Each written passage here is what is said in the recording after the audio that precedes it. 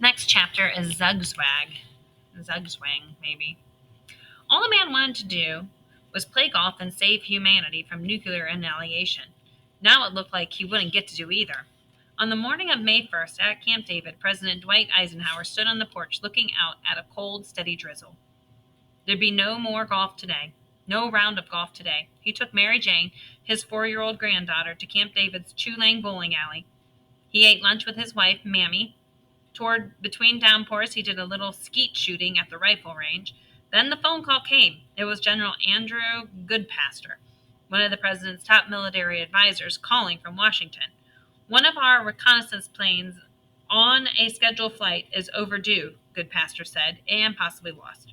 Climbing into the helicopter with a short flight back to Washington, Eisenhower braced himself for what could be a difficult few days. What if the Soviets had managed to shoot down the U-2? That would be bad, but the president had one valuable asset: deniability. Kurgachev could never prove to the world that the United States had sent a spy plane over Russian Soviet territory. The Central Intelligence Agency had assured Eisenhower of this again and again. The U 2 was simply too fragile. If it were hit in the sky, it would blow into pieces, and there would be absolutely no chance to question the pilot. It would be impossible, if things should go wrong, for the Soviets to come in possession of the equipment intact, CIA Director Alan Dulles had promised the president, or, unfortunately, a live pilot. Back home that evening, Nikita Kurgachev lowered himself into his favorite chair, a wooden rocker in the living room. Books mostly from about Lenin and Stalin and communist political philosophy lined the walls of the cozy room. There was a large photo of Grand Kremlin Plaza. It was a nice place to sit after work, a nice place to think. Nina padded up in her slippers, bringing rolls and a glass of tea with lemon. She sat with her husband. It had been a good day. Soviet pride had been avenged. The Cold War was like a chess match played on a global board. Chess was practically the Russians' national sport, and Kurgachev relished the chess-like aspect of his job, the cunning calculations of moves and countermoves. The United States was richer. They had more bombs, so he would have to be a smarter player. Nikita sipped his tea and considered his next move. At the White House the next morning, General Goodpaster walked into the Oval Office. Bad news. President Eisenhower could see it on his aide's face. Mr. President, I have received word that from the CIA that the U-2 reconnaissance flight I mentioned yesterday is still missing, Goodpaster said. With the amount of fuel he had on board, there is no chance of him being aloft. Goodpaster showed Eisenhower the cover story the CIA had prepared in partnership with NASA, the U.S. Space Agency. Eisenhower read it over. He nodded his agreement. The story was a lie, of course, but it should do the job. The important thing, with the big Paris summit coming up, was to prevent a crisis with the Soviet Union. The Soviet chess champion David Bronstein once said, "The most powerful weapon in chess is to have the next move." It's true, except when it isn't. The game is so complex, with more possible combinations of move than there are atoms in the known universe.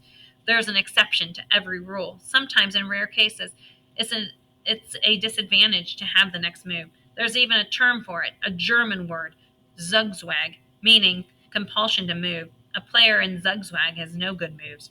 They have to move, but any move will weaken their position. Eisenhower is about to be in Zugzwang, and he doesn't even know it.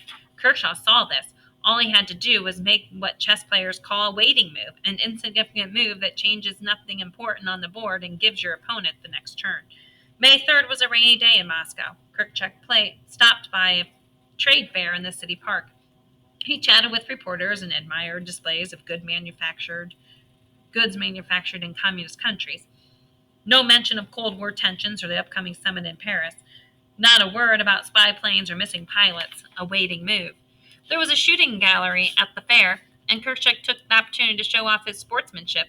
As a crowd gathered to watch, he lifted his rifle and fired a bullseye, setting off a loud clang of bells.